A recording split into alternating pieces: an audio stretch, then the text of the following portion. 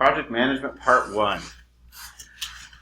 Okay, so if you ever have seen me give the overview, and there was a question that most of you got where I said, what's the hardest part of this business? Dave's dealing with it right now. It's contractors, guys. They suck. There's no other way to say it. They just do, unfortunately. And not only can they, and then, you try to get someone, like he's trying to get some of our guys, and they're like, oh, I don't want to clean up after somebody else. And they're giving him a high bid, because they don't want to have to deal with it, or they're too busy. So it's a frustrating process. The key to today is to kind of figure out what is that process, what paperwork should be involved. Because if you don't have the right paperwork, take it from me, you can get in deep trouble financially. Derek, would you do me a favor and shut that door, please?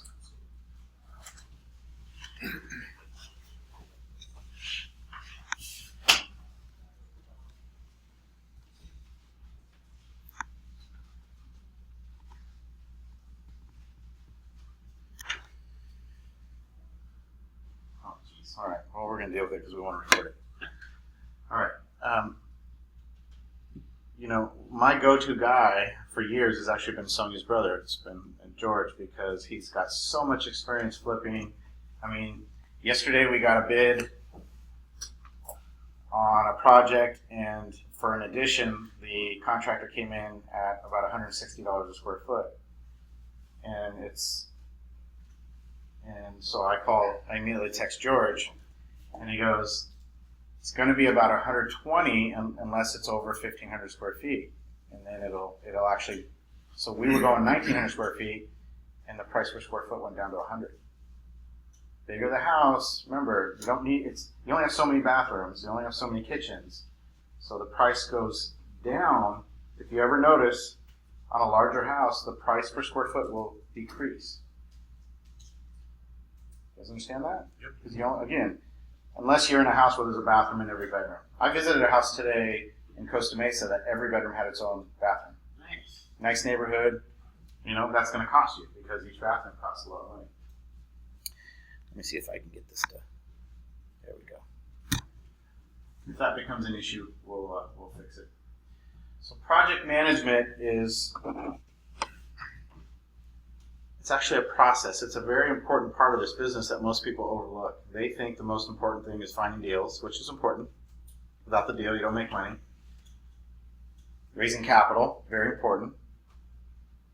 But this piece is actually the piece that can damage you financially. Because you can buy right, but if you run into contractor issues, I'll give you a story. So I buy a property in Cyprus, 2-story. Also a true story. The realtor talks me into using his guys. Oh, they're real cheap. These guys are great. I know their work. They're great. Blah, blah, blah. Get into the project. We start demo. So we're demoing 2-story house. These guys I take off, and they take out the load-bearing wall, and they go upstairs and jump to see if it's going to hold up. And the whole second story cracked. And so the noise was so loud that the neighbors heard it, and they came running over. They call the city because they think the house is going to fall down. I get red tagged. It took me 2 years to get out from under that mess. Oh my God. That was Juanita. Yeah. And the funny part about this is George cleaned up that mess, actually, thankfully. He hated it because, again, he was cleaning up someone else's issues. And see, what happens with the city is when you get your permits and stuff like that, and when they have to go in and they say you guys did something wrong, all the trust goes out. And so the new contractor has to take that on. Anyway, so that's probably one of my worst experiences in the business. I think it was an $80,000 hit. The investor made off very well because they didn't lose it all, but I had to take the hit on that. So you can lose money in this business. Was that something I did wrong? No. I hired the wrong guys. I listened to a realtor who didn't know what he was talking about. Okay. I later visited one of the other projects he was doing, and they were using a skill saw to cut laminate flooring. Laminate flooring? How can you get a straight angle, and they're just and they're quick, right? They're not, so anyway. It's called a ripsaw for a reason. So I would always advise that you have somebody else help you with this, especially if you're a full-time employee somewhere. So you always want to have a project manager in place. You guys know who my project manager is? Scott. Scott's not a contractor. He bids jobs, but his job is to yell and scream and be the pit bull that I'm not, because I'm not a pit bull. I'm just not that guy. And if you know you're not a pit bull and you're not good at yelling at people, then you need to hire someone that can. I mean, I heard him on the phone the other day cussing someone out and said, if you can't do it, then get the F off the job. I got someone right behind you. Right? That's just not something that comes out of me. Roles that they play, what should they be paid? Project manager, what are they worth? Because you're already paying contractors. There's a price in that. But what should the project manager be paid?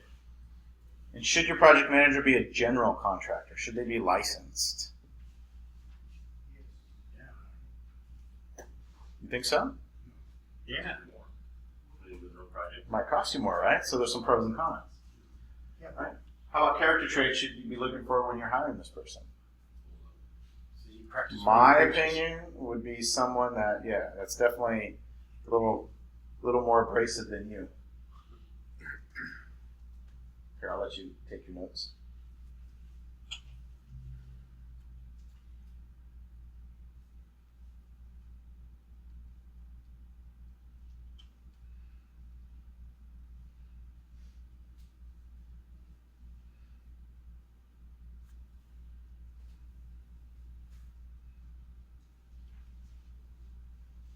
How many of you in here have actually done rehab work where you've dealt with a contractor? Lisa and Dave and Janet. Apartments. And you got your dad. That's unfair. Lisa, how did it go? I already know how it's going. Dave, you've had good and bad though, right? Yeah. Mediocre and bad. Mediocre? You've had both? All right. Bad. Here's the rule of thumb. They last about 6 months before they start kind of either trying to jack up the price, doing change orders. The average contractor, this is what we go through. And I guarantee you, depending on who they are, they'll usually get arrested along the way. Okay? You'll catch them they're either doing drugs. It's a rough line of work. It really is. It's a rough line of work. They're destroying their bodies every single day. Even with George, I go, get out of there. Get out of you can't keep getting dirty. How about you? As far as, I know with our stuff, but outside of us. What? Bad experiences. Bad experiences, right? So when I hire a project manager, if you're overwhelmed and you don't know really what you're doing, you need help. So that's when you want to make sure you have someone to help you out. It's really easy to get overwhelmed in a rehab project. So today we have one of our students that's possibly getting a deal where we're going to do a ground up rebuild of up to 2,000 square feet, which I don't like taking on. I'm sort of against it, especially in a market that I think might be starting to dip soon. I know we're in the summer, it's hot, everything's good right now, but pretty soon, but remember that's not going to get done for 5, 6, 7, 8 months, depending on planning. Where are we going to be in 8 months from here? Christmas. February, kind of around there, Right. Okay. So it all sounds good. You're going to make hundreds of thousands of dollars, but then you actually got to do the work. And when you do this work, it can be very overwhelming when you don't know what you don't know, and you don't know if a contractor is going to give you a run for your money. If they sense that you don't know something, they're going to get you. So just understand it. Where's this at? It's in Altadena. Yeah. You need more time, right? You are already, maybe you have kids, maybe you have obligations, maybe you have a 9-to-5 job hobby, right, where you're working. How are you going to manage a project when you're at work? How are you going to keep an eye on these guys? It's very difficult. You can't show up 2 days a week, right? Now, I can, with an established project manager and guys on the job, I can do it then. But there's been times I'll sit out there 3 hours a day, and because you got to micromanage them. So you got to have a good person in place, because time is so valuable, right? If you're so focused on the rehab that you're working on, how are you going to find the next one? Think about this. You could be spending all your time in this rehab, and then you're done. You make a little money, but okay, what next? Now you got to go. See, so the whole time you got to be juggling. You're managing a project, maybe working with a project manager. You're still sourcing more leads, and you're following up with your investors, making sure they're happy and they want to invest money with you. Or if you're leaving town, maybe you're going on a vacation, and just at the time you're going to do a rehab, or you get a deal, right? You have a planned vacation. Maybe you planned for 6 months ago that you're going to go on, and you're going to be gone 2 weeks, and the job's only 4 to 6. So you think they're going to work as hard for those 2 weeks you're gone? Think again. I've gone into a job and found my guys sleeping in the back room in the middle of the day. Oh. Fired them on. Those were George's guys, by the way. I was in Compton on Cressy. I thought they were the ones from Arcadia. Yeah, probably that too. I fired a couple when he was not there. Yeah, I remember that. Yeah, I remember. Yeah, these guys, they're getting paid daily. What do they care? If you're not around. So time is valuable. You'll hear me say this often. Our most precious resource on this earth, the one thing we cannot get back, is our time. And people will rob you of your time if you let them. All right? Very precious resource. So if you're managing the project, that's taking up time. I think you should be a part of it. But I think our job is to have someone to do that while we're out finding more deals. It's exciting to learn the process in the beginning, but it gets old real quick. I'd rather be on the hunt, catching more prey, versus messing with the prey that I have. A cat will play with a mouse only so long before it's like, forget this. I'm going to go catch another one. Time is money. Wouldn't you all agree? Yeah. It is. And time for more deals. Here's how this is going to work, guys. You're going to get a deal. And it's going to be really hard to get that first one usually. But all of a sudden, deal 2 pops right at the same time. You're like, wait a second. I worked for a year to get my first deal. And now I got 2. And all of a sudden, the third one hits maybe a couple weeks later. And you're like, wait a second. This is weird. And this is exactly how it works. I call it streaks. It comes in streaks. You'll see this even with professional ball teams, right? They'll go through their peaks and valleys. They'll do really good. They have some momentum, and all of a sudden they slide. It's the same in this business. All of a sudden you'll get a lot of deals, and it just seems easy, and then all of a sudden it gets hard again. So the hiring process. A project manager needs to be more organized than you. Because if they're not, and you're more organized than them, it's going to drive you insane. When I go ask for my permit cards and someone digs them out of the back of of a bunch of paperwork out of their back seat, that scares me. I need those permit cards. Right? I need to present them at the end to show that I finished my job. So even with George, I got him a file box. Here, keep all my projects, permit cards in this. But you'll see, if you ever look at a contractor's truck or car, they're crashed usually. Yeah. Also, do they intimidate you? Because if they're a bulldog or a pit bull, and they're more abrasive than you, or do they intimidate you where you can't even give them instructions or directions? You got to think about that. Because I can tell you right now, even Scott, it's a challenge sometimes. It's like, because you just see him get frustrated because I've just done a lot more business than he has. He does a great job, but he doesn't know what I know. And I'll tell you, he bid one of these jobs out there, and I happen to know that in Altadena, there's fire hazard areas. And what happens is when you bid windows and you bid them all normal, there's a certain price. But when you have to put tempered glass windows because they're fire resistant, they're 2-3 times the price. So you can't bid the same thing that you would. Also, on a new build, new construction, what do you think you have to put in these things? Insulation. Well, more insulation, right? But something that a contractor might not think about on a new build. Most cities are making you do it now on new construction. Built-in alarm, CO2 sensor. Oh. Close. Fire alarm. Built-in fire, Carbon sprinklers. Sprinklers. Yeah. Sprinklers. Yes, you have to put sprinklers in. It's about $5,000 to put in a sprinkler system in the average size house. Right? And they're recessed. They look really cool. You can't even tell they're there. They're flat. They have like flat tabs. And they pop down in the event that there's a fire. But the cities will make you do that now. Is that only on new builds? or- New construction. Yeah.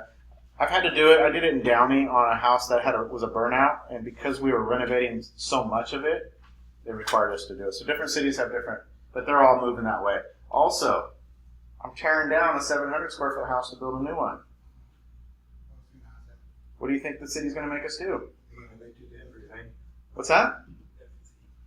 They're gonna let you do that too? Yeah, they'll let me do it, but they're going to make me go jump through some hoops. What do you think I might have to do? That house has been there for a long time. Oh, no.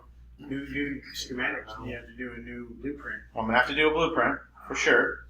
But what else? You have to do environmental studies. I'm going to have to do a couple of different things, right? So I have to test for it. I'm going to have to do an asbestos test, right? And I guarantee you, on most of these houses, there's asbestos. So you're just looking at 10, 15 grand right there.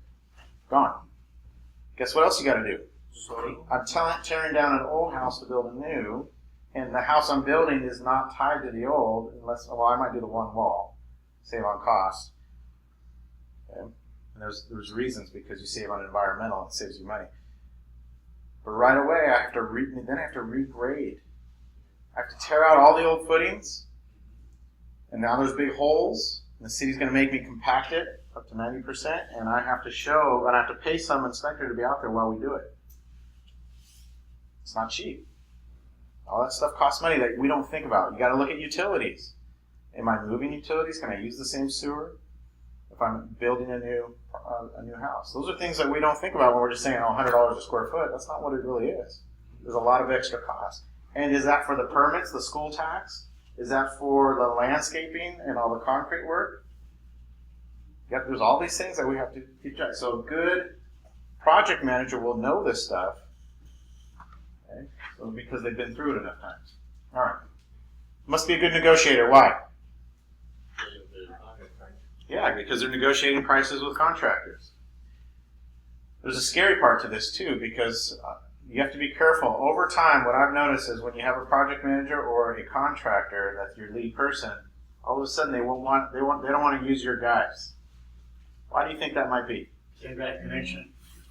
What purpose? Why do they want to use their guys? Price party? Kickback.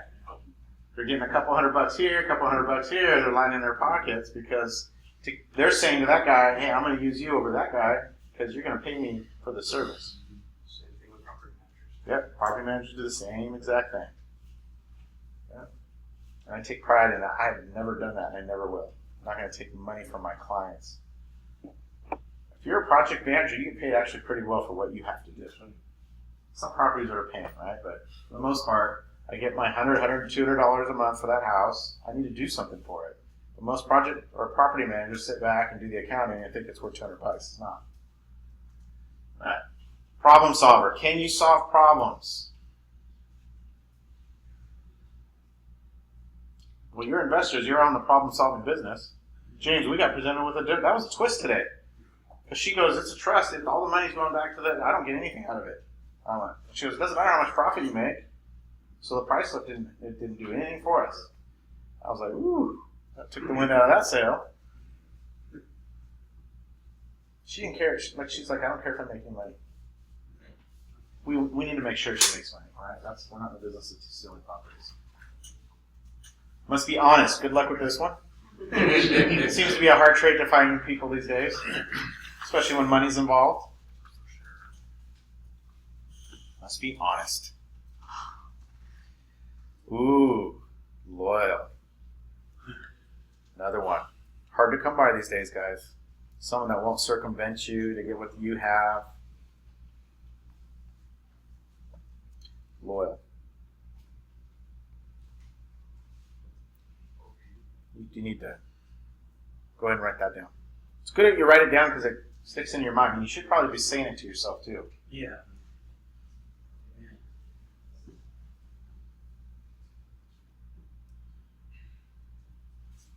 All right, we're going to move to assistant project manager. Who's going to hold the project manager possibly accountable?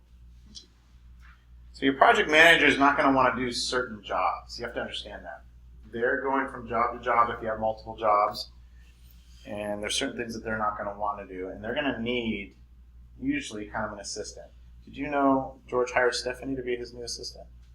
Yeah. I called today. She was in the car. He needed it. He needs it. George needs that. Yes, he does. Because he doesn't do paperwork very well. He needs someone. I go, okay, I want you to teach you how to do the bidding process. Or at least do the paperwork on it. I offered to help him, but me and him are gonna. Yeah, I know. That's because you're going to tell him the truth. He's not going to like it. Oh, he doesn't like that. Yeah, he doesn't like that at all.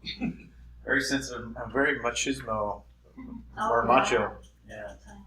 But I sure love him. He's a good guy. All right, assistant project manager. So they're there when you can't be. So let's say you don't have a major project manager, a main, and you just bring in an assistant. Where do you think you can find these people?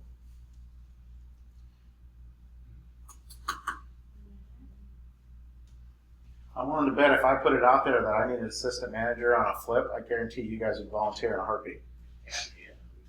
Go to any invest club and say, hey, I got this project. You want to be a part of it and help me out as an assistant? I'm not going to pay you. What's that? You do get what you pay for, but well, and again, they have to have certain traits, right? I don't know what's going on there. All right, extra set of eyes on the contractors. If you're not micromanaging these people, they will slack, and your 6-week job turns into a 12-week job. And there's holding costs attached to that, and it costs you money. They don't seem to understand, or nor do they care, as long as they get paid. They really don't at the end of the day. So if you're paying, let's say you borrow $500,000 at 12%. Think about this. Okay? If you went a month and a half and got the job done, that's $7,500. But if it took double, that's $15,000. And then you have the escrow holding period. So they're there to perform the things you really don't want to. We call those MWAs, minimum wage activities. Okay, I want you to go to the store and pick this up. Can you go deliver this? If you want to have donuts delivered to the guys or something like that, I'd probably want to do that myself so the guys know that I care. But put on a lockbox. Okay, you want a lockbox on these properties most of the time. Make sure the workers are working. So I know Scott was at 4th Street today, right? How often do you think a project manager should be at the site? Should be every day, as much as possible. Make their rounds. Handle draw, pays, and sign-offs, right? Make sure the paperwork, they get their checks, lien release, sign-offs. And doing the things you just don't want to deal with. Give them the mundane tasks.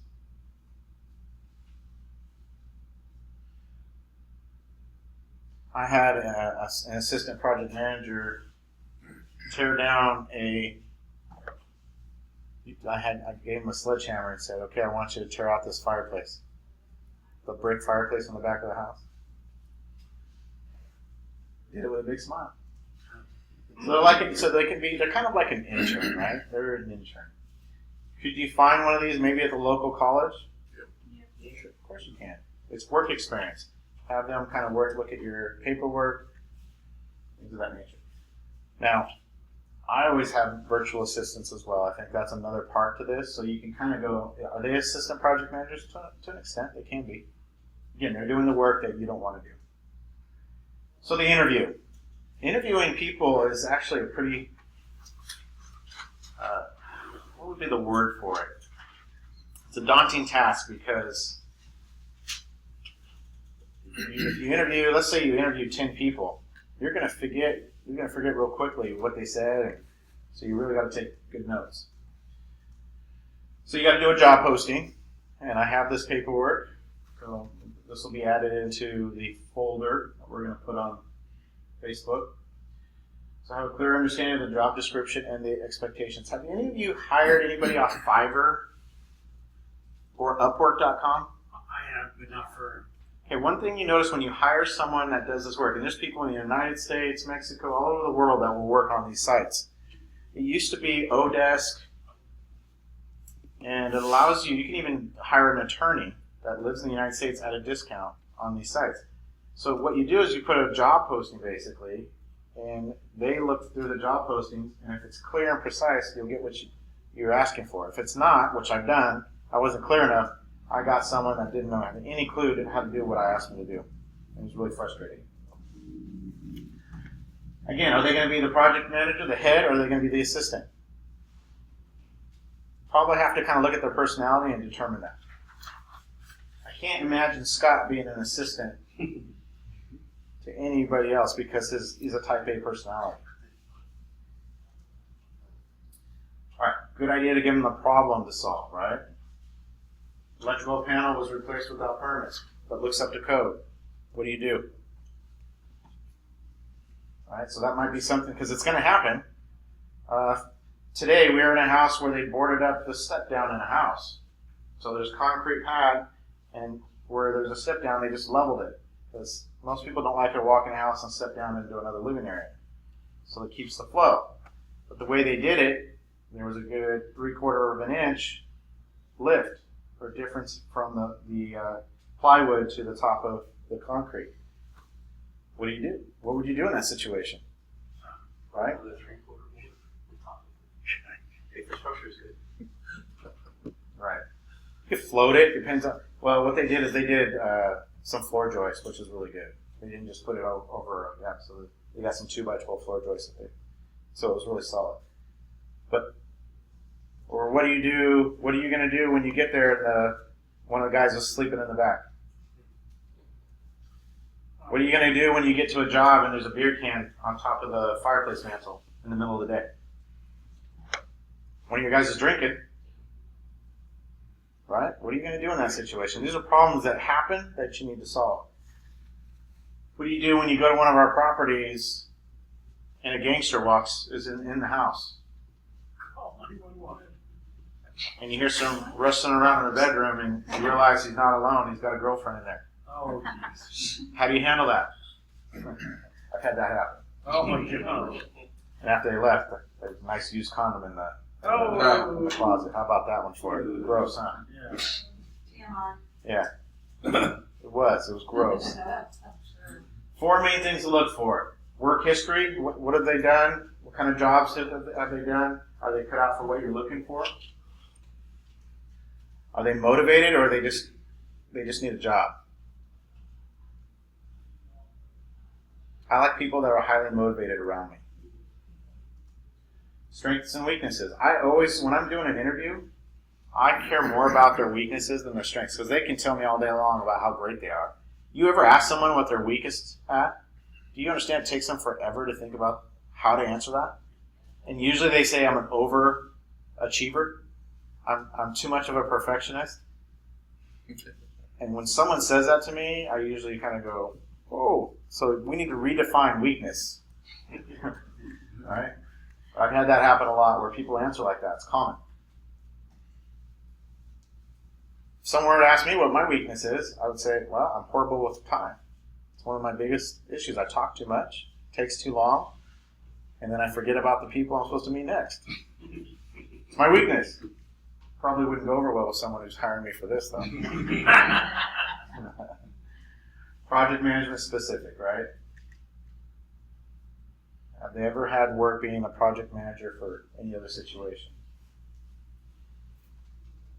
Are they good at managing people? Who's great at managing people, Vernon? Teachers. They manage 30 or 40 kids every single day. Great project managers. And they're used to yelling. See, Lisa, you manage animals. They're stubborn, aren't they? Yes. See? You'd be You good. can't yell at them because it doesn't do it. That So doesn't to do it figure good. out more creative ways to So it's just their contract. Yeah. Right. Right.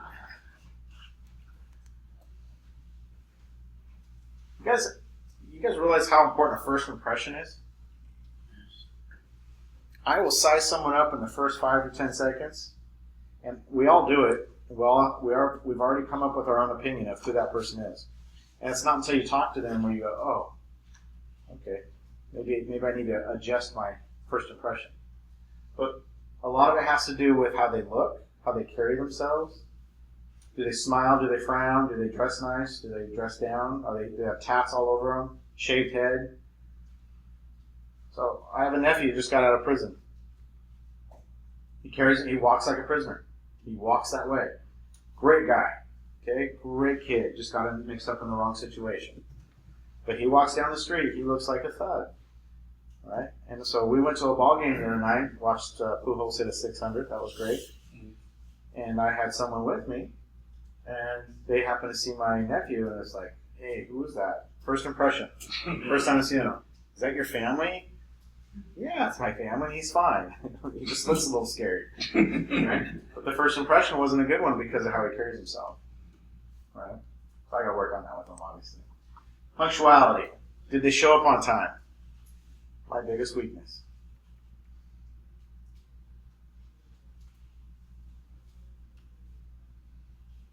Did they get there early? When someone gets there 15 minutes early, what's that say about them? Think about it. They're ready. They plan to be all the time. They plan to be early, right? They left not just on time, they left early. What if they get there 30 minutes early? What do you think? You get too much time with their I would say if it's an hour, it's awkward. They're probably taking a bus. Maybe they don't have a car. I would start to think because an hour early is pretty. It depends on where they're coming from. 30 minutes wouldn't bug me. An hour would raise a red flag for me. And did they confirm? That means they have good follow-up skills. It's great to show up, but did they confirm the appointment? If someone confirmed the appointment, oh, that's great. How do they look? What did they dress? Did they wear sweats? Tank top? White beater? Or did they dress, presentable? Look at this guy. All tatted up, shaved head. Amazing what an overcoat will do. All right. Your nephew. You saw this guy on the street, you'd probably be a little nervous. Yeah, it looks like my nephew, basically. This guy wouldn't be afraid of it all. Isn't that crazy? Just changing what you wear.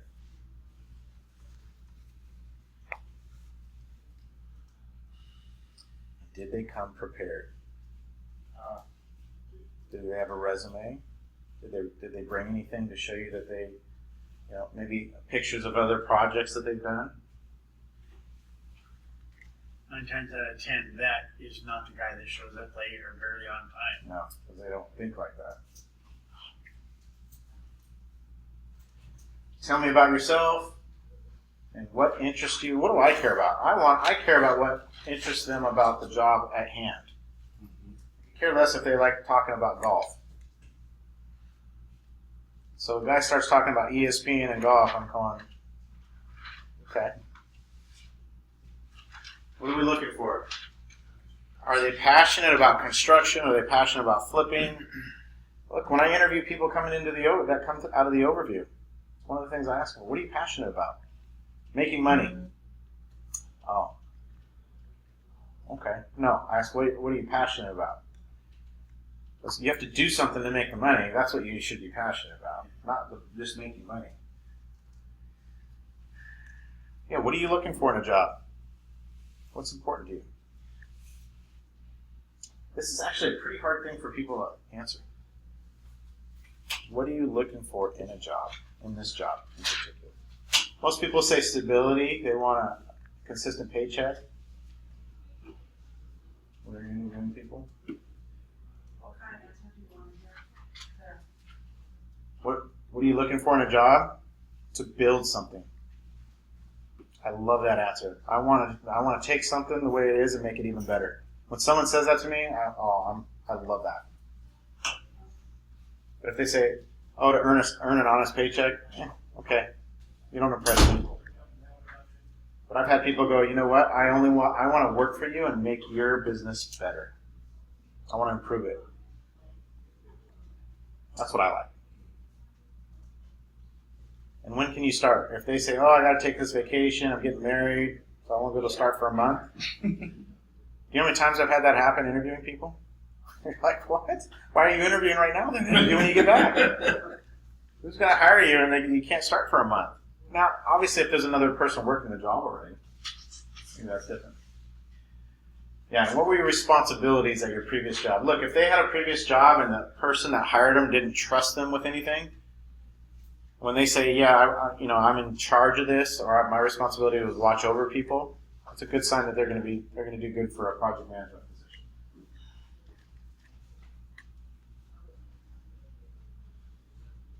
But if they're doing janitorial services and they have no one, they're just focused on them.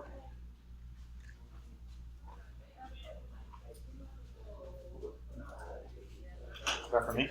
Yeah. Thank you. Appreciate that. And ooh, good one. What would your previous boss tell me if I asked them about you? Because you know I'm going to call. What are they going to tell me when I call?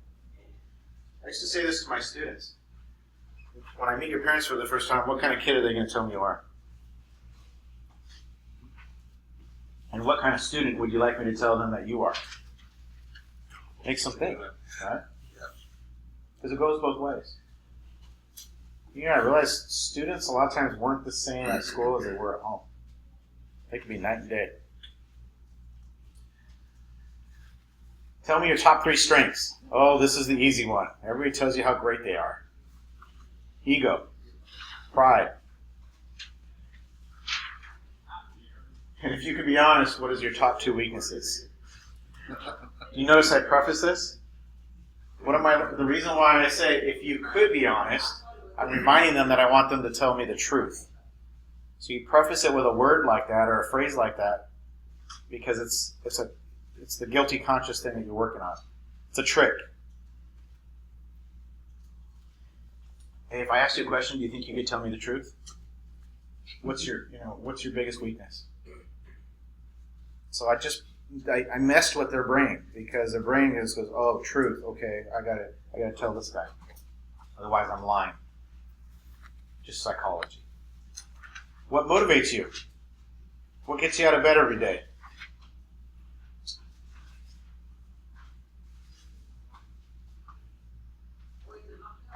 Hey, what time do you get up in the morning? If they say 10, 11, I'd want to know why. What are you doing during the night? Right? If they say, I'm working at night, I'd be, oh, great. But if they sleep, they party all night and they wake up at 11, maybe not the guy or gal for our job. And I would love this. Where do you see yourself 3 years from now? What do you think the answer someone who's interviewing wants to hear? The boss. The boss. They want to be the boss? Yeah. So they're going to replace me? Yeah. No. What's that? Yep. I see myself working with you and helping you make your company better. That's the right answer. I got one. Here's a trick question I asked several people that interviewed for my assistant position. Let's see how you guys would. I want you to think about this. So, matter of fact, I'm going to pose the question to you, and there's a right answer, and I want you to discuss it with the people around you real quick. So my question was, so you come into work, you notice I have a brand new car. Let's say it's a brand new Porsche, sparkling new, and you notice that there's $120,000 missing from an investor's account. It's a shortfall. And you're suspecting that I actually took the money from that account and bought my car. And you actually call me on it, and I say, don't worry about it, I'm going to put the money back in a couple months. So I just committed basically fraud. How do you handle that situation? So you guys discuss real quick, how would you handle that? This is one of the hardest questions you could pose to someone. So you guys discuss, turn around. How would you handle that situation? We'll come up with some answers. So Dave, Ken, He's the boss. You can tell. He goes above the boss.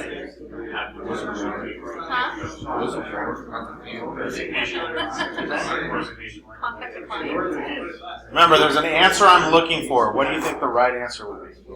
You asked that question last time, and I think David Cameron answered it. I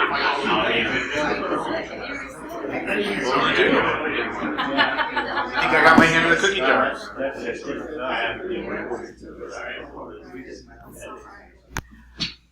All right. So let's poll the audience here and see what people said. So I posed the question. I have a brand new car out. You're my assistant. You're doing the books. You notice there's a big chunk of money missing out of an investor's account that we hold. You come to me. I say, don't worry about it. I'll put it back in a couple months. I got this property closing. They'll never know. No big deal. Just go back to work. And this is what a lot of bosses that do this type of stuff would do. All right.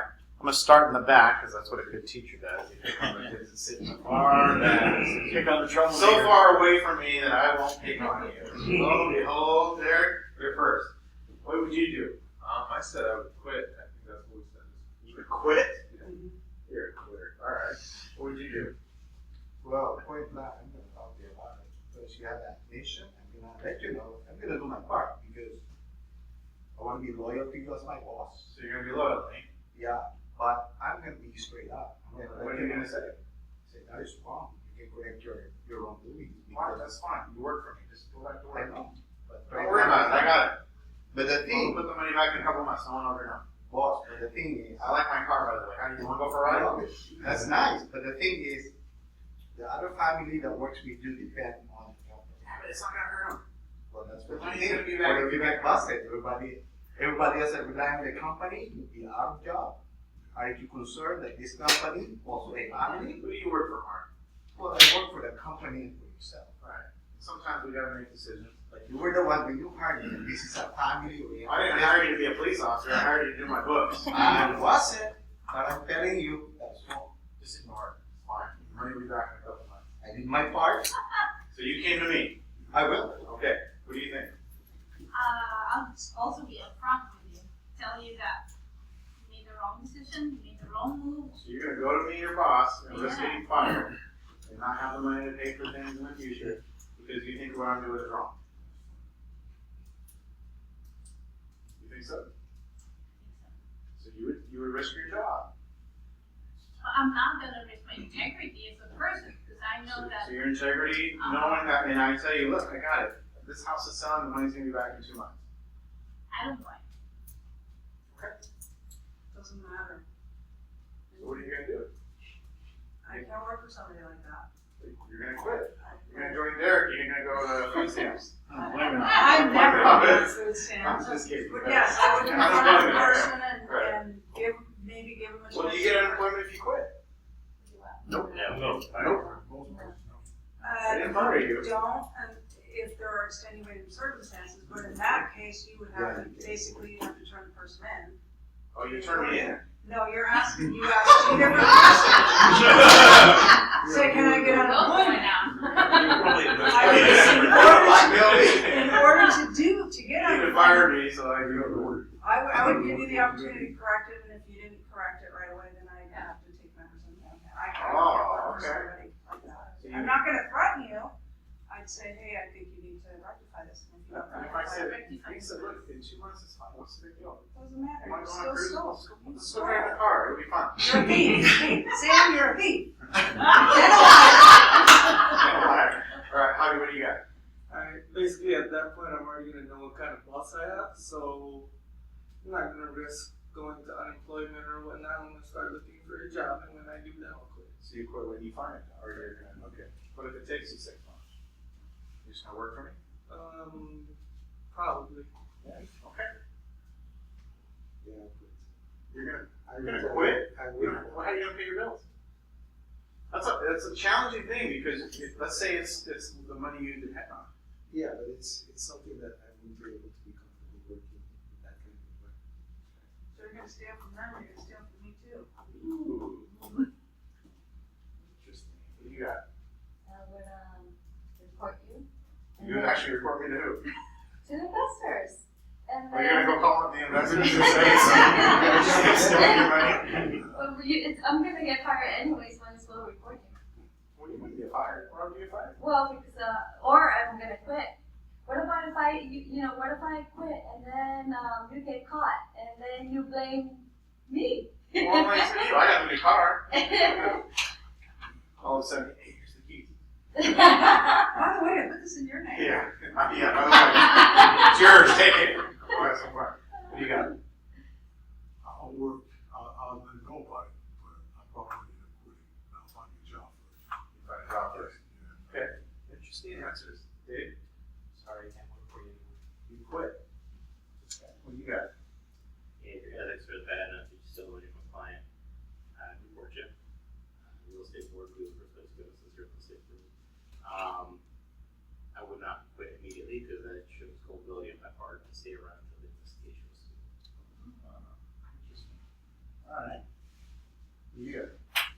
I would put a exit strategy together. Definitely, I would share with you that I'm aware of it and that it's not something I approve, but I would be concerned because it's embezzlement, and you can go to jail for that. And because you're stealing from the investor. But as we have that conversation, I would put an exit strategy together and depart. Okay. I think I'd write the information down, keep it in a safe place, and find as soon as opportunity to leave. There's a lot of quitters.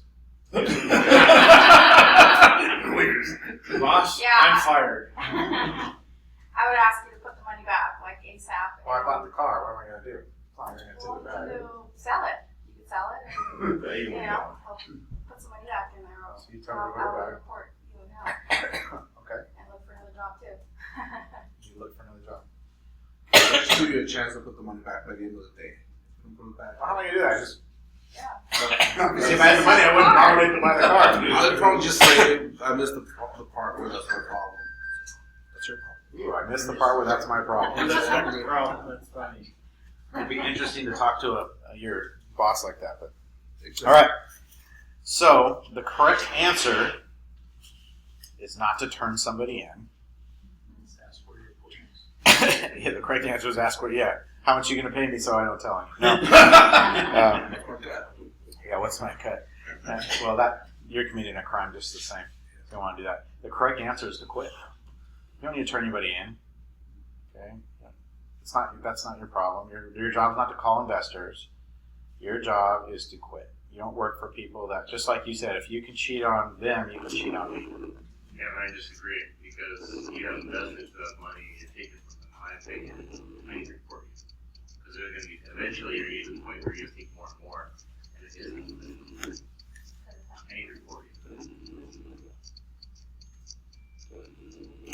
Well, the other issue is you may not know the whole story. You may not know the arrangement. You may not know that I got permission. And as my employee, I would probably tell you, I have an arrangement with them, but you're suspecting that I took it, right? So anyway, I would say the correct answer is to quit. So that's what I would look for, is you don't need to go call people and tattle and get yourself mixed into it. You just need to, the right move is to depart, get yourself out of that situation. I've been in this situation. Wasn't too long ago. And as soon as I found out, it was about 2012, as soon as I found out there was embezzlement, I exited. And I did get the call from the detective from the Bureau of Real Estate. I had to give a deposition. And I'm very fortunate I removed myself in that situation. Yeah, did people get hurt? They got some money taken from them. But it's a tricky situation. It's a lot harder than you think, because there's people employed by these people. There's other people, right? So there's this bigger picture, and you have to think about that sometimes, because it's not, you can remove yourself, but what if there's a lot of people hired by this company? They're all going to lose their jobs, and they need that money. So it's hard. There's a lot that goes into it. But yeah, I chose to exit, and You know, when I got interviewed, I gave my deposition. I said, as soon as I found out there was something weird going on, I got out of there. I didn't want any part of it. And so I'm not behind bars. It turned out that guy was embezzling people's money or committing fraud. Anyway, I talked about that yesterday. Yeah. So you brought up a good point though. You had an exit strategy, but if you said, if you tell them, oh, there's a lot of people working for that company that are depending on that paycheck, do you let them know, hey, you're working for a thief? I did. I let a few people know that I thought I didn't want to get in trouble, and they didn't listen. Okay. They stayed. They get in trouble. They didn't actually, surprisingly. I have no idea how. I don't know how he's not behind bars. Well, he's not. He's not. He got away with it. Yeah, that's a good lawyer.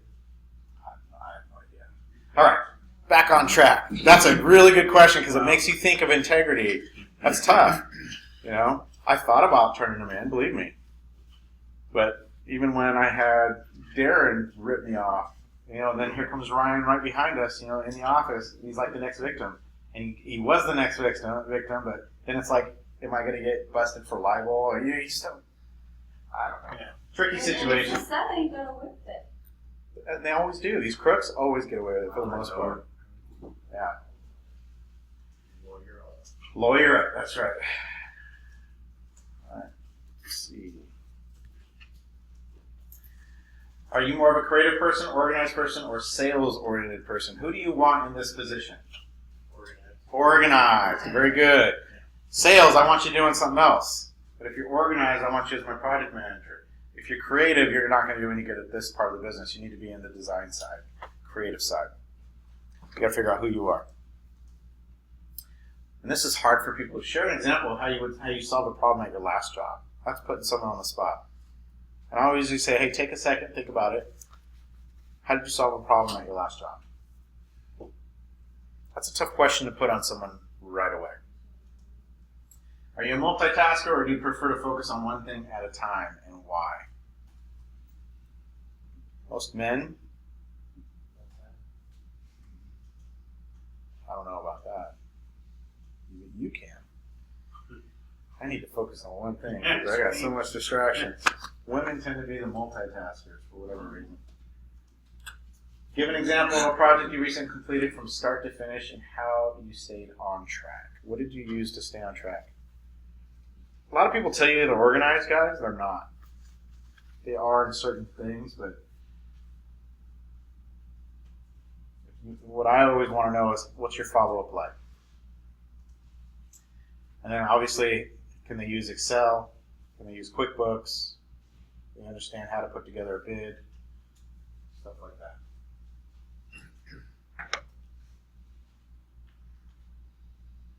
Got it? You need a break, or can you keep going? Keep going. All right, take 30 almost, so let's keep going. What's your experience managing other people? Just like we talked about before.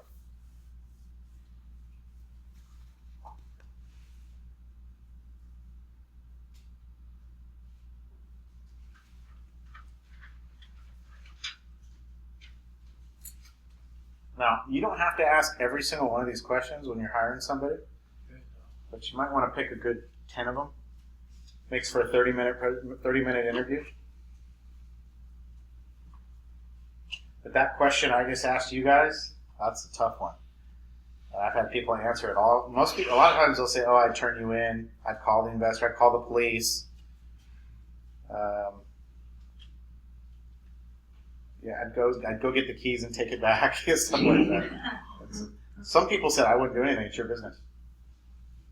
That's what they said. I'd ignore it. It's your business. You know, that's for you to figure out. Part of me like that. Cool. All right, how do you handle pressure of deadlines? What do we need in this business? Deadlines. We have to finish on a time period. When they say 8 weeks, that doesn't mean 16. A contractor, especially if they're paid daily, will drag it out.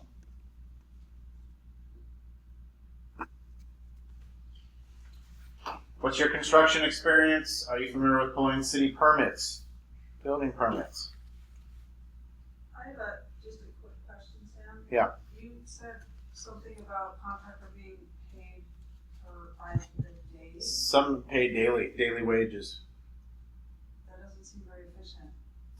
Depends on the contractor and your relationship with them. Right? Because I know you've paid people daily, they're fine.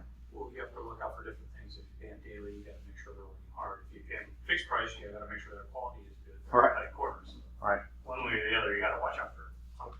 Always. Okay. Right? Yeah, there's a lot, like your main guy generally is going to be kind of out of bid, but he's paying his guys daily, Right. usually. The guys that are working on these jobs, it's a lot of daily work. Remember when I gave the scenario with the plumbing in Pasadena where I said, you're paying them 150, I'll give you 150, but you're probably paying 120? Right. It's because it's the daily rate.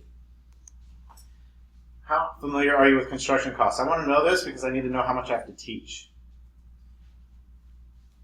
Construction costs. If they already have experience bidding stuff, oh, lifesaver.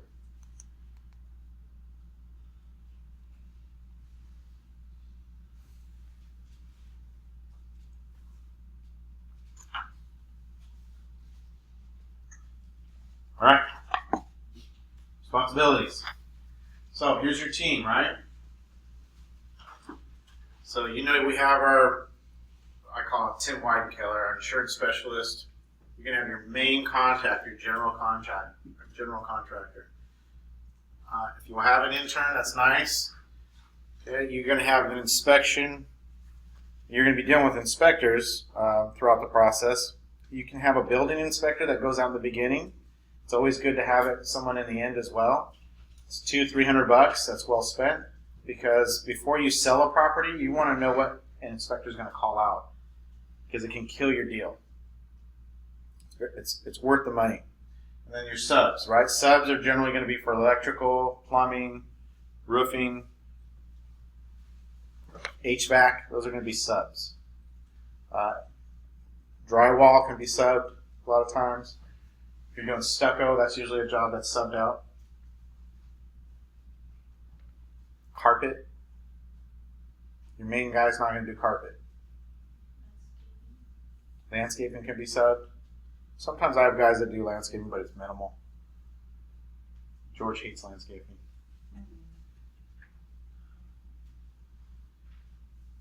He also subs on the drywall, doesn't he? He'll do the drywall, but he'll sub it out too. But he's fast. Drywall. He's fast with roof too. What about like an interior type person, interior designer? You can have an interior designer. I've had one along the way. It depends on the flip, right? If you're doing middle of the neighborhood and $400,000 to $500,000 range, you don't need one. Get into the luxury. And the one today where it's $800,000, $900,000, I'm like, I probably need some help. Everything changes a little bit. Are we good? So this is basically your team. Okay, the question came up: should my project manager be a licensed person? Yeah. You think so? Yeah. It'd be nice, wouldn't it? Yeah. What's that? You have a general contractor. General contractor. Should the project manager be that, or should he hire one? Or should he hire the cheaper labor, which would be the non-licensed contractor, which is actually illegal in the state of California. Right. For them to take a job that's anywhere close to what we do on these rehabs. Never ever happens. A general Yeah, they never contractor? get busted. Not in California, anyway. A general contractor? No. Most of the guys that are stealing the work from general contractors that are licensed are guys that are undercutting the prices, keeping the labor costs down, but they're stealing jobs. In California, you're not supposed to take a job. You can get in trouble if you take a job. I think it's more than $500. You can't fix price if you get any money either. Right. As a GC or a project manager, it's law that So- you have to be a licensed GC over 500. Not for a project manager, but for the contractor actually doing the work and hiring subs. If they're not a licensed general contractor, they're not supposed to take big jobs. Same with HVAC. There's a reason why we have licenses, and it's to protect the consumer. That's the idea, and it's liability. Where the non-licensed guys, what do they have? experience. What are you gonna go after? Their bond? They don't have one. That's why I It's a said risk. there's nothing to go after if they don't have it. You take on the liability when they don't have that.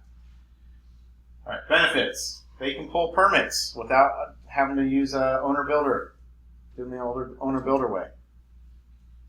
So a licensed general contractor can go pull permits under his license.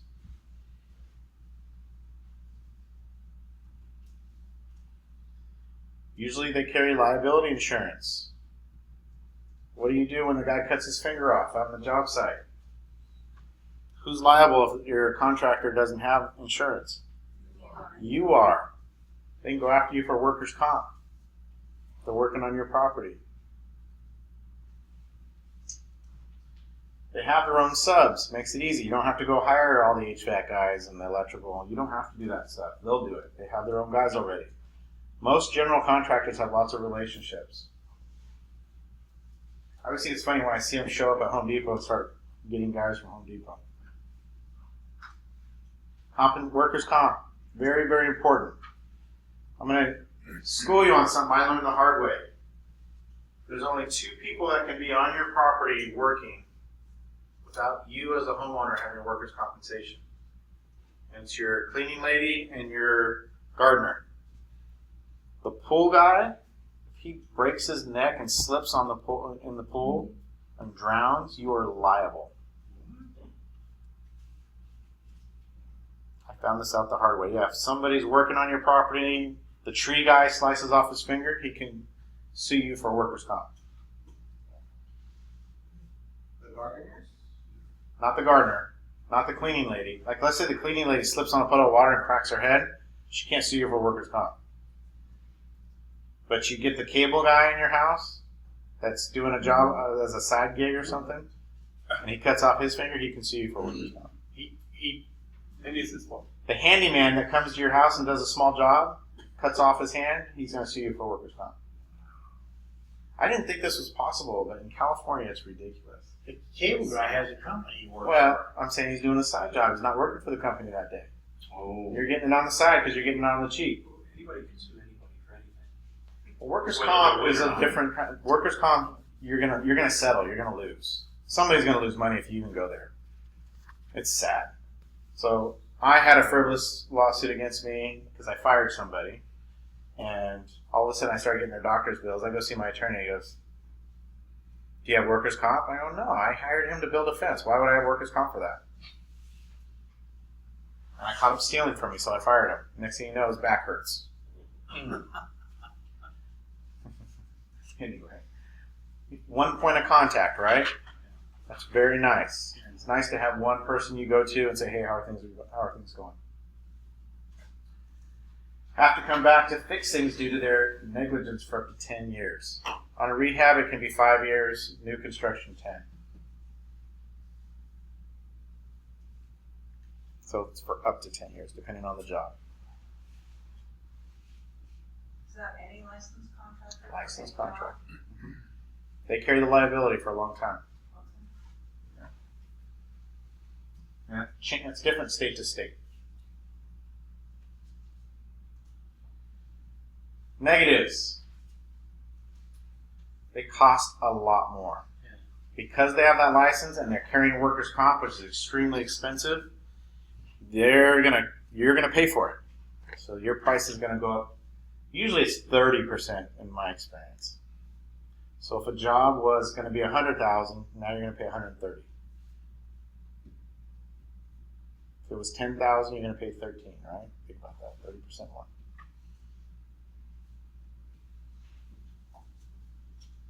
So cheap isn't always better. They're used to being in control and they have entitlement mentality. What do you know? You're just the investor flipper. This is what I do. This is my pride. I met a guy today. I went to this job, and there's a guy doing a for sale by owner. And they bought a property for $495,000 as an REO, and it's worth probably $8,000. And they're either going to for sale by own it, or, I was talking about coming in and doing a price lift. And that guy's ego, oh my gosh. I've been doing construction for 30 years, blah, blah, blah. Never once did he ask what I did, because he doesn't care, right? But I didn't want to work with him because of his arrogance. And it's that entitlement. A lot of these guys have that entitled mentality. With licensed guys, you're going to get change orders. They know that's how they get you. They know how to work the system. Sometimes you have to pay their subs. Depends. They're much more willing to file a mechanics lien against you. They feel like that license gives them the right to do that. Question. They cost 20 to 40% more. Do they get a lot of claims against them? I just wonder why it was. You can check that out. You can go look at complaints on the Wonder why it's like 40% more. Well, they carry more liability. They should get more. Right? Because when you hire your handyman, you take on the liability. When you have them, you're safe. It's their bond. General contractors have to do. Right? Remember, they're not doing the hard work usually. They hire their guys.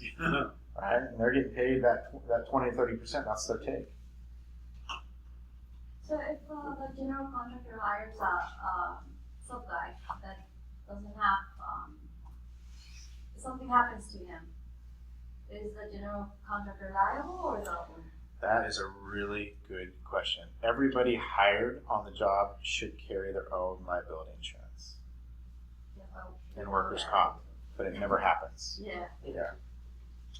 But They should, but it does not happen. And California, it's actually worse in other states. If you go to the Midwest, no one has a license. They're doing free for all. It's crazy. Sam, isn't that the general contractors are the one who bring the subs for them to work for the project? They can, So they should. but they may have their bid price and say, "But you got to pay the HVAC guy. I want you to pay this guy.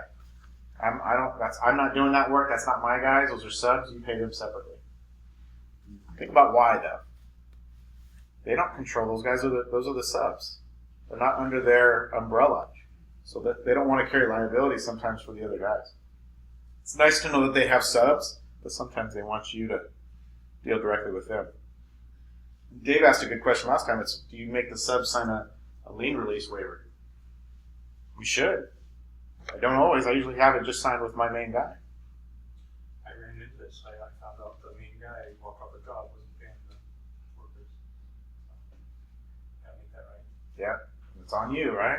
But Sam, can you expect that task from your project manager? It's all right. So this is about communication and expectations that are set in advance. My expectation, I called George on a property today, and I said, "Look, my expectation is you do everything. I don't want to go pull permits. I don't want to do landscaping. I don't want to do the concrete. Your job is to do it all. I don't want to hire an architect. I don't want to pay school tax. Put it into the price, and you take care of it. My hands are off." So he's going to charge me a premium for that because it's extra work for him, and he should. I'm okay with it because I don't have my time is so valuable. I don't want to go pull permits. It takes, depending on the city, it can take you all day to pull permits. Okay. Coach, what is a mechanics lien? So what they do is they go and they record this thing called a mechanics lien, and they state that you did not pay them, and you can't. It clouds title, and so you cannot sell the property until that lien is either satisfied or removed. I have one against me right now on a property that I fired a contractor on, and we have a dispute over what he's actually owed because he just screwed up the property. So I had to fix all of his mistakes. So we'll dispute that in arbitration. Yeah. Who makes the determination that it's been satisfied? The courts or the guy you're dealing with? You agree to go through arbitration through your contract. Okay, so this is So in arbitration, you bring your attorney, they bring theirs, and then there's kind of a litigator type of person that's there. Costs you $1,300 to go for the day for 3 hours. So usually what it costs. Somebody's going to pay that. Whoever loses pays both. That's how these agreements work. Stupid. Yeah. It's over $5,000. It's like, you didn't earn it. You screwed things up. Now we're gonna go to court. You're gonna pay. Somebody's gonna pay, and I'm gonna win because I have substantial proof. I took videos of all your mess ups. and I'm going to bring in the contractor to fix them. That's your guarantee, pretty Yeah. much, is that you documented everything. Right. All right. So what should I pay my project manager?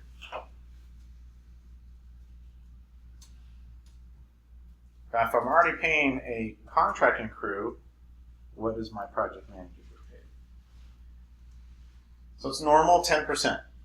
So if a rehab's 100,000, they're getting 10. If it's 50,000, they're getting 5. They're showing up generally for a very short period of time on that particular job. Like we have Scott working lots of different jobs right now. Sometimes he makes 10%, sometimes he makes less. Sometimes he makes a little more. He is paid per job. It's an agreement we make via his bid. He kind of bids that job. And I mean, there's been jobs he's done where he hasn't made much. It's usually, if we had a job with a homeowner, and the homeowner really kind of kept asking for more and more and more, and he gave it. Because he wanted to. We're trying to build a portfolio product right now, so we want pictures to be able to show other homeowners our work, and so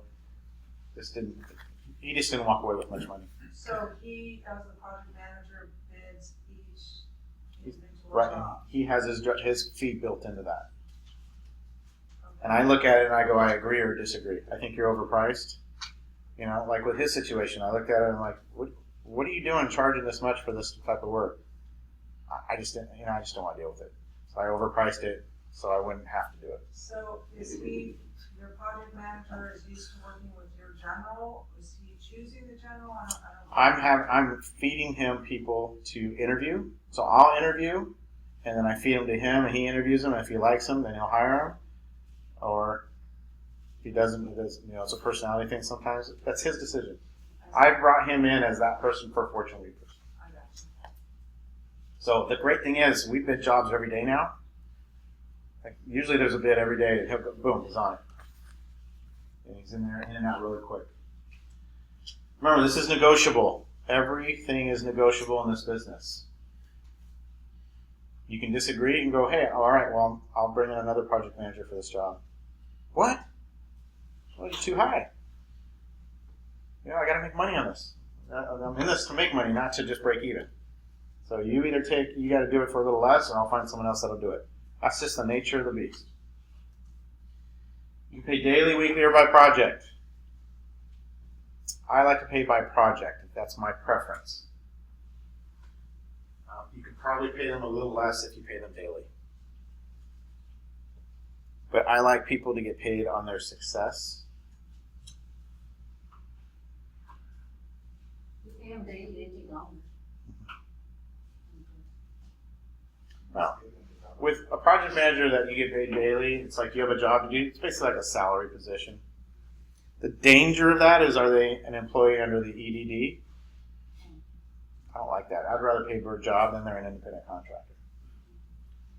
Really, there is no such thing as an independent contractor, it seems, in California anymore.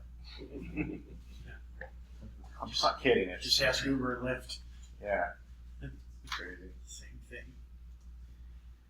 Best to pay in draws, right? If you can't pay them in the end because they don't make enough money, so they got to get a little bit off of each draw. If you have a draw schedule, they're going to get a little bit off of that.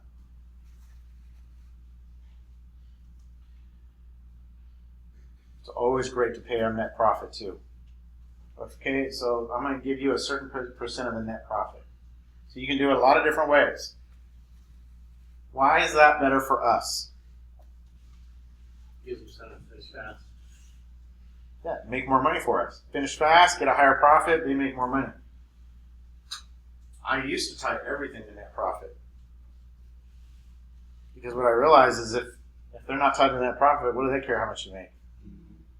They're going to get paid either way. Pros, cons. All right. Planning. You need a scope of work.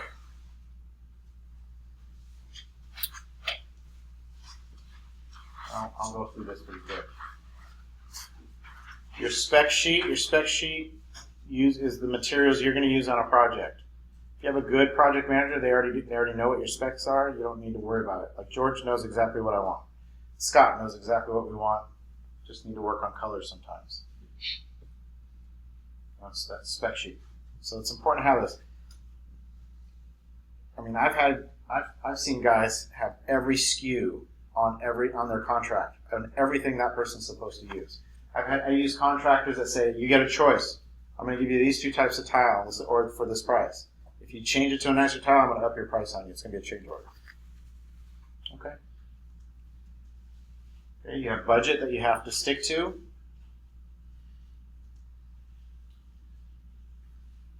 Obviously, that's an estimate because there's going to be things that happen when you rip off the drywall sometimes and you go to the studs. There's usually a surprise hiding somewhere. Usually it's an electrical tie-in or something that was changed. Usually it's electrical. Usually a major issue. Sometimes plumbing. Plumbing can be done wrong. You know, these guys can really mess up plumbing because they don't want to pay for an actual plumber. So they get the handy guy to do it and he doesn't have the right angles and he doesn't use the right tools and you have backups. Yeah, a question. What's that? Oh, sorry. Termites. Oh, termites? Plenty of problems. Are you having termite issues? Oh, really? It's a beach thing, I guess. Well, I have a palm tree outside, man, and there's hundreds of them just digging a hole through this palm tree. Yeah. Question for you about, just lost my train of thought. Sorry. So phase 1 is when you just get a property, you need these things. You need your scope of work. What are you going to have done? Am I just doing a kitchen? Am I doing a full rehab? Am I doing a tear down? What's the scope of work? What materials am I going to use? What's my budget? Obviously, we're going to estimate what that is, and then we have to hire someone to do the work. Just remember, would you use PEX right off the bat, or would you hardwire or do it with the copper? PEX. We found that copper actually bursts over time and has issues. You got copper in his walls, isn't it, Buster? I don't need your PEX. Yeah, a lot of people, contractors in the United States don't have the license for PEX. Yep. You have to get a special. It's a 1-day class to do PEX. Most inspectors leave them alone, but sometimes they'll go, "Hey, you got to go get your certification." 1-day class. Can you spell that? Copper too. Yeah. You get the cheap stuff. Yeah, and there's soft copper. There's a softer copper that can create issues and it deteriorates much faster. And there's thicker copper. It's PEX. PEX is your yeah. Aren't they, isn't it mandatory to fix now? No. Not yet. Not mandatory, but we use the international building code now, which PEX is allowed. It's just not preferred, actually. It's becoming preferred. Especially in California, you have a lot of earth shifting. Copper will pop. If it's usually the welds. It's right there where it springs a hole. PEX flexes. Oh, Yeah. But you'll get an idiot who cuts a pipe when sometimes in your house. I've had that happen. All right, hiring contractor. You got to get your architect and engineers if needed. When do you think we need an architect? Drawings. At the front. Load bearing. That's going to be an architect and an engineer. All right. But I usually have one even draw up if I'm doing a simple rehab, fix and flip. You're not going to use an architect. But if you're moving things around or you're changing, load bearing walls like you said, Or unique designs. yeah, unique designs, you're going to use an architect. A lot of guys try to get around this and they just do drawings. You can do it, but I like using someone. It costs you money, but a nice set of blueprints for my contractor to follow is awesome. All right, you got to hire your general contractor. I prefer now that these guys hire this guy and take care of it financially. And it's hard for them to bid this because they have no idea what that's going to cost. Once you get your blueprints from an architect, Mhm. so you need to hire them anyway. Yeah, but you can do a blueprint of what you have for $150, $200. It's nice to have. And the city they'll allow you to draw it out depending on the city. You can just draw whatever you're going to do. Not me, man. They put screws to me with my first studio there in Garden Grove at Chapman and West. I had that $3,000 in blueprints for each one of those engineer guys. I thought, just look off the same one. Give me a break. Yeah. They didn't. I'll be orange can. All right, scope of work. So let's look at this. Oh, Reinforce the foundation under the house. Gives you a price, what they're going to do. Pour concrete around the house, $34.50. Tells what they're going to do. Demolition of driveway. Fence around the property, $5,500. Let's remove the fence that's there. Build a deck, leveling the floor. I thought he should have charged a lot more for that, by the way.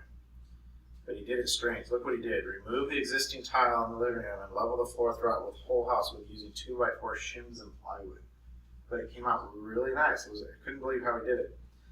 General remodel, $4,300. So you can kind of see how this works. This is one of 2 pages. But that's the scope of work. What are they going to do and what's the price? Most contractors will not get as detailed. They'll keep it very simple. The more vague, the more room that they can do change order. You want it descriptive. All right, spec sheet. Okay. Yep. We get a copy of the. Well, you'll get a copy of the presentation. I don't generally have a lot of spec sheets that I use. I train my guys, and I like to show them, for example, I'll always find a rehab that I like, and I say, I want you to copy it, just like that. Yeah, spec sheets can get really detailed.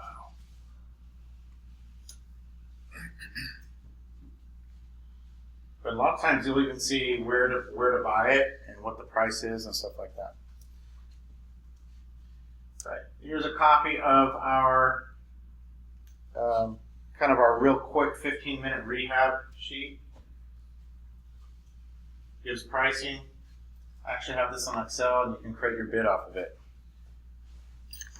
PEX square foot, $2,000. Copper, $3,500. Right, big difference in price.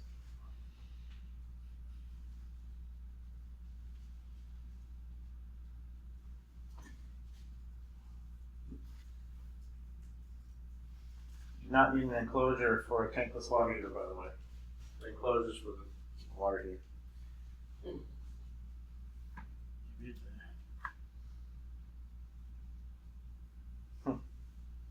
Did? What were they trying to charge for your panel and your wire? They were trying to charge probably $3 for just the panel. Just for the panel, right? Without the Yeah, that's wow. good. Yeah, I didn't do it. But I think the lowest bid I got was like $2,500, so Yeah, not that. we can get it done. We have been in the past with $1,500, but it's usually tied to a rewire. I've paid $2,200 for 100 amp, maybe a 200 amp before. I guess the city of Huntington Beach is very strict too. Yeah. Does that depend on how many breakers you put in? The panel. Yeah, The price the electrician's going to give you probably is going to have that. Depends if he's running, arc faults. Phase 2, due diligence. What are you going to do? So, your plan. What are you going to do? Your due diligence. Okay. You agree to the terms with the contractor. You guys come to an agreement. Do you use their paperwork or yours? You may use both. They may make you sign their contract. You make them sign yours. Which one trumps? I don't know. They're similar. I just get more detail than mine. Yeah, I know, but how can you have 2 contracts? Which one do you go by if there's a dispute? Yeah, that's a good question. I would say you go by mine, but yeah, I haven't Guess had to which say one anything. they're gonna say. Yeah, Legally, is that you're going to sign first. always make them sign yours first. How are you gonna prove that, though? Times 7. Times 7. Just like recording a 10% my Full understanding of price, scope of work, and timelines. So you have to be clear on those 3 things. What are you going to do? How much is it going to cost me? And how quickly can you get it done?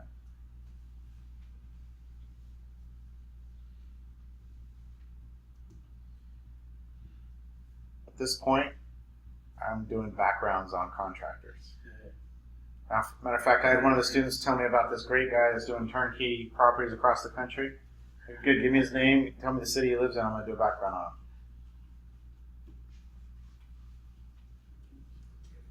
If they have a lot of judgments against them, probably not gonna wanna work with them. How do you do that? Just a contractor's licensing for it, or? No, because I'm a broker and I do property management, I was given I have the ability to do that. So I had to go through a process to get the ability to do skip trace and background checks. Oh, I see. Yeah. Coach, don't you think that should be done right after the interview, right after you accept them Well, for the job? Because that's, I think, I mean, the background prior, you can't. But it's something you need to do as the due diligence. It's in that phase. Yeah, probably before signing the contract, you should probably do a background. Make sure license is in good standing. So you got to go up on the California licensing board, make sure that their license is active and that they're bonded. They'll tell you it is. Check bond. Get added to their insurance as additionally insured on every project. When you're using a licensed contractor, this is very important. How do you verify? They give you a form and it shows your name attached.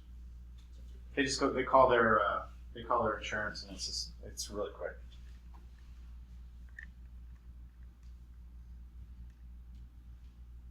And it goes in their file. So in that contract, you just shove it in. And check references of a contractor.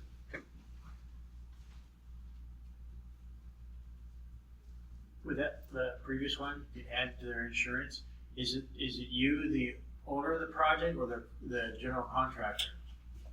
Who's adding to The company. You? So like Fortune Weavers would get added as additionally insured. So this agree to terms with contractor, and this should probably be the last bullet, and then we'd go through the background before we come to those terms.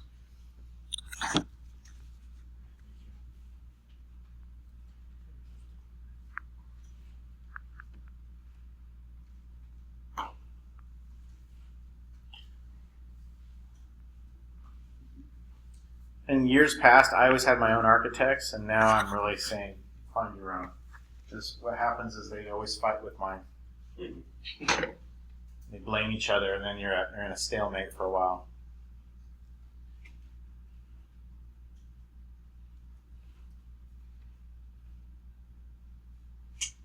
Even though they find their own, they're still fighting. Yeah.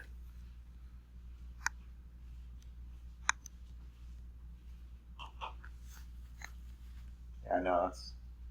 You know, my dad used to have his own, and there was always issues. Well, what happens is the city wants corrections on the plans, and so the contractor blames the architect and said, "Well, you have corrections." Well, the city's job is to make corrections. They're like the police, right? You're gonna find something wrong, and you're gonna have to correct it. So some are major, some aren't. But I've seen them ask for corrections on blueprints where the things were done correctly. They just didn't look in the right place. Yeah, so it's just another process. It's frustrating.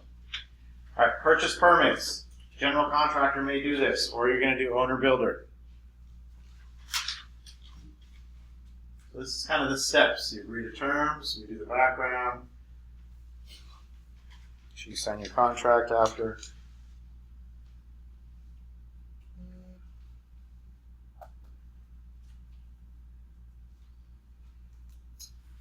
All right, phase 2 construction rehab. So we've hired them. We've signed our contracts.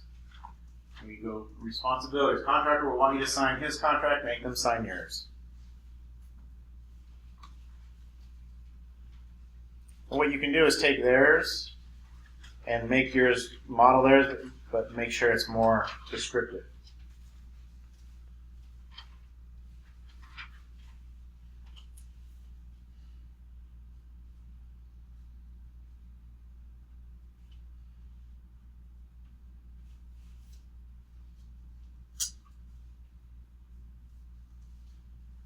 You're going to need a draw schedule. How often are they going to get paid? I like to pay them about 5 draws. The traditional homeowner will get half up front and half when they're finished. Legally, it's usually 10% or $1,000 up front. That's all they can charge. But a lot of times these guys will ask you for half up front, half when it closes. Or when they're finished, rather. If they're buying the materials. Right. You gotta figure out who's buying materials. I don't like to buy materials anymore. Why should I spend my time going and picking up tile and stuff like that? It's a waste. Then they'll try to overbuy and return it. Yeah. Wouldn't their bid already exclude materials? I mean, Not always. is So, that something you would agree so on? I've done it lots of different ways. If you want to learn pricing, it's good for you to buy the materials in the beginning. But I would just rather leave that to them. Again, my time is better spent finding more deals and managing what's there and dealing with my investors versus getting completely consumed by a project. Because it will consume you. It will. It's when you get one and you're on it, it will consume you. A lot of work. How about penalties for not meeting timelines? Are they clear? Do you both of you sign off? Is there a fee penalty? Do you have a holdback at the end that they don't get unless they meet certain guidelines? That's all spelled out in the contract. An eager beaver, someone who's eager to work for you, they'll accept things that are not in their favor, believe me. But if they're too eager, it's already like. Yeah. Why don't they have work? A lot of guys don't have work right now. I've been finding a lot of them are struggling.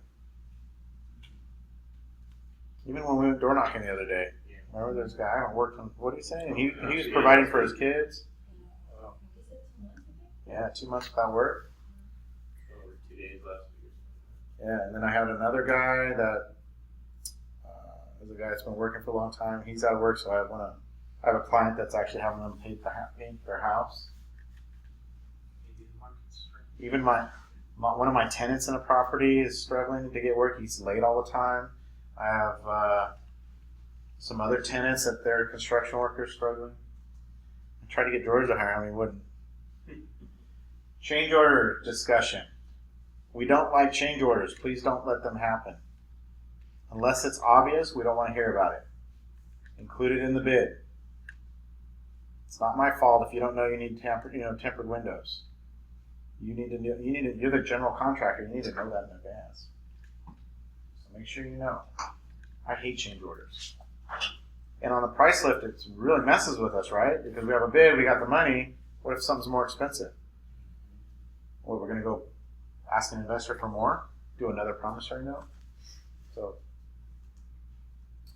first draw, 10% for demolition.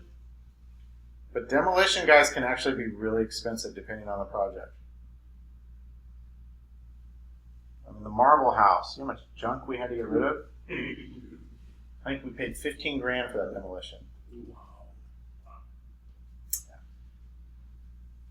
And dump fees are expensive these days. It gets pricey. Draw schedule, usually 5 to 6 draws.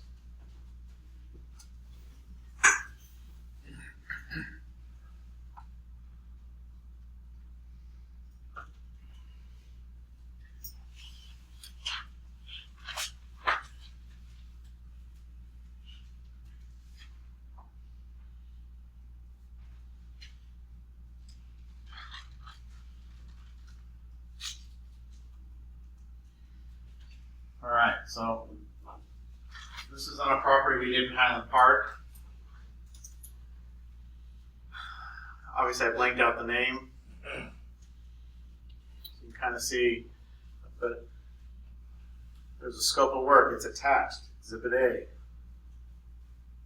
Project cost estimate. Pre-construction estimates for construction costs furnished in our dollars, $35,000 for the services rendered. Contractor will make every effort possible to keep cost of construction within stated budget, and in an event that costs surpass estimate, the contractor will follow rules of change order stated in this document. Okay, taxes and building permits. Contractor stands and agrees that he shall be responsible for all taxes, fees, and expenses imposed directly or indirectly for its work, labor, material, and services required to fulfill this contract. The contractor is responsible for acquiring all permits pertaining to the law, or permits, regulations, right? These are things that you want your contractors to take care of. Now, in the beginning, if you want to learn it, you can go. But it's a waste of your time.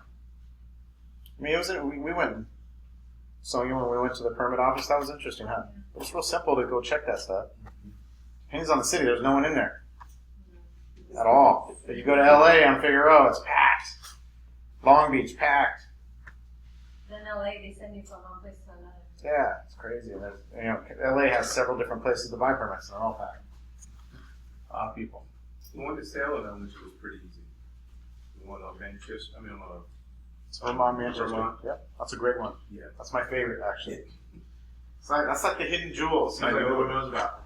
Inspections. Contractors responsible for arranging all building inspections. They will try to have you call and order it. It's not your job. Have them do it. Meeting with inspectors and passing all required building inspections. Contractors will be responsible for the cost of any rework resulting from a failed inspection. What if they mess it up? Who's going to pay for it? That's labor and material both. Yeah, absolutely. Client approval. Contractor agrees to obtain a client approval for all decisions regarding architectural plans, material choices, fixtures, floor coverings, and appliances as specified on milestones Exhibit D. Cleanup. Contractor responsible for cleaning up the job daily. If you go there and the job's a mess, they're not keeping up their end of the bargain. Okay, so you can kind of see invoices and payments. Change orders. Contractor understands and agrees that no change orders or contract additions will be made unless agreed to in writing by client. Wow, it's a big one. It happens all the time, though. Into the project, they try to charge you extra fee. Well, they usually, because they're robbing Peter to pay Paul, but I don't know. Client reserves the right to cancel any of the services of this contract which have not been completed by the contract within the specified time frame. So you can get rid of them. All right. Penalties. Contractor duties reduction payment, if any payment has already been made, contractor agrees to reimburse the client, which is going to happen, the sum of $500 each week. Well, it's actually not reimbursement, right? You're not going to have to pay them that extra money. So you give a date, and then $500 a week. So if they go 3 weeks over, that's $1,500 you don't have to pay them. It's in writing. They signed it. Maybe you should go 1,000. I think 500 is too cheap. Do they generally agree to that? Oh yeah. You make the rules. They want the work.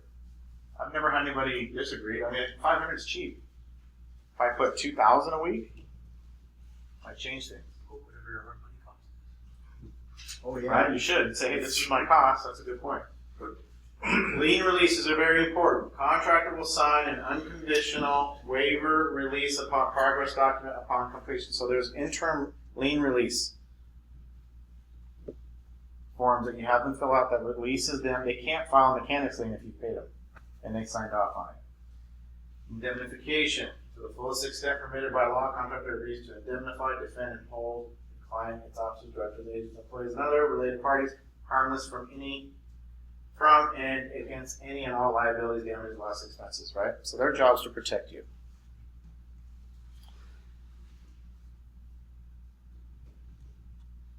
And we'll have a copy of this so you can kind of see it. So cost of the services labor, $35,000.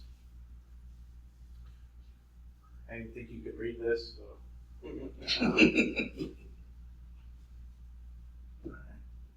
Can you DocuSign this? Yeah. It's legal in California. You can DocuSign. Yeah. Yeah. Digital signature. DocuSign actually stamps where you're at when you signed it. Wow. After that, you're first. Yeah. There's your time and the time. Probably a really good idea to use it. All right. And that concludes part 1 of project management. You said this will include a kind of a general copy of the